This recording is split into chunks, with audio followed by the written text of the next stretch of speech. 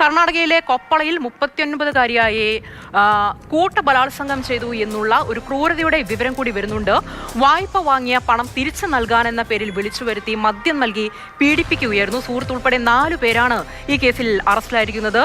ശ്രീധരൻ, ഇത് എങ്ങനെ സംഭവിച്ചതാണ്? ഈ യുവതിയെ ഈ വായ്പ വാങ്ങിയ പണം മടക്കി നൽകാൻ എന്നുള്ള വ്യാജേന വിളിച്ചു വരുത്തി മദ്യം നൽകി കൂട്ടബലാത്സംഗത്തിന് ഇരയാക്കുകയായിരുന്നു. ഈ പ്രതികളെ എങ്ങനെയാണ് പോലീസ് പിടികൂടിയത്? ഒപ്പം ഈ യുവതിയുടെ ആരോഗ്യനില ഇപ്പോൾ എങ്ങനെയാണ് ശ്രീധരൻ?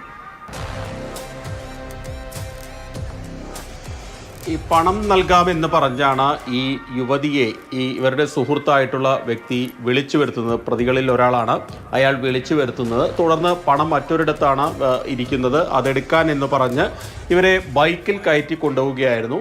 ആളൊഴിഞ്ഞ പ്രദേശത്തെത്തിയപ്പോൾ മറ്റു 3 പേർ കൂടി ഇയാളോടൊപ്പം ചേർന്നു. തുടർന്ന് ഇവരെ വളരെ വിജനമായ ഒരു പ്രദേശത്തേക്ക് വലിച്ചിഴച്ച് കൊണ്ടുപോയി ക്രൂരമായിട്ടുള്ള പീഡനത്തിന് ഇരയാക്കിയെന്നാണ് പരാതി. ഇതിനുശേഷം ഇവരെ ഉപേക്ഷിച്ച് ആ നിരത്തിൽ റോഡ് വക്കിൽ ഇവരെ ഉപേക്ഷിച്ച് ഈ സംഘം പോവുകയും ചെയ്തു.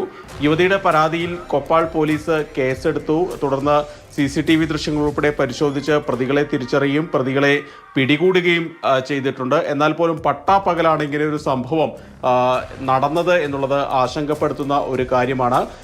ഏതായാലും ഈ പ്രതികളെ പിടിക്കാനായി എന്നുള്ളത്, പെട്ടെന്ന് തന്നെ പിടിക്കാനായി എന്നുള്ളത് ആശ്വാസകരമാണ്. യുവതി പിന്നീട് കൊപ്പാളിലെ പ്രധാന മെഡിക്കൽ കോളേജ് ആശുപത്രിയിൽ ചികിത്സയിലാണ്.